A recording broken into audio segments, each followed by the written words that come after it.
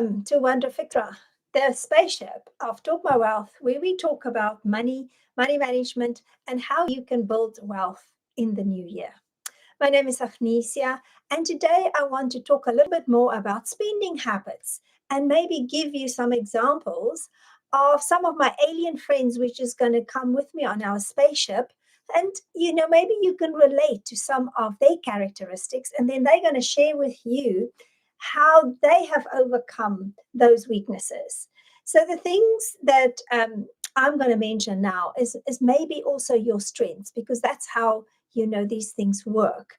Is when we have a preference way of thinking, we normally will do that more often than most.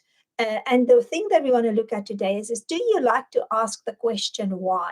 You're a visionary, you really have big dreams, you know where you're going, you like to think about the future, you're very impulsive when it comes to spending. When you see something that you really like, you just buy it.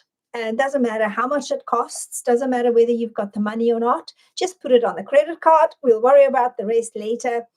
Because you also don't like to follow the trends. You like to stand out, you like to be different, you like to dress differently, you like to have a different presence. So when you walk into a room, everybody knows about you. You are all, you have come into the room, and all of those type of things really give you your personality, and that is what makes you you. But that also provide some constraints of how much wealth you can really create, unless you know how to counteract all of those. So when you become aware of how you really think about money, then you can start changing it. So I don't want to change your personality. This is just how you think about money, and maybe you relate to what I'm saying, and we can start looking at surrounding yourself with people who also ask other types of questions. So you don't always have to ask the questions, all the questions. You can ask advice from other people. But the main thing is you have to listen sometimes to what they're telling you, which is not always easy for our people who likes to ask why, because they're always in the future. They don't like detail.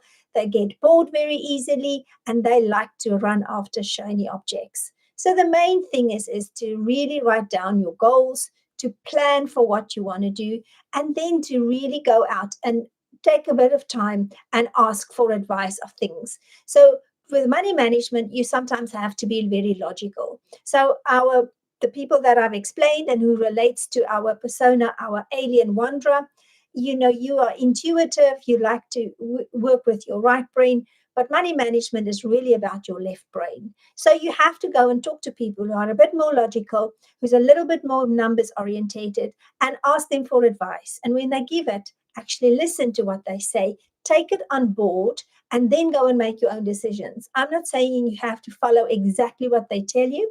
I say listen to them and then take on board to make sure that you balance out your impulsiveness, because that is where the main constraint is that you can sometimes be too impulsive.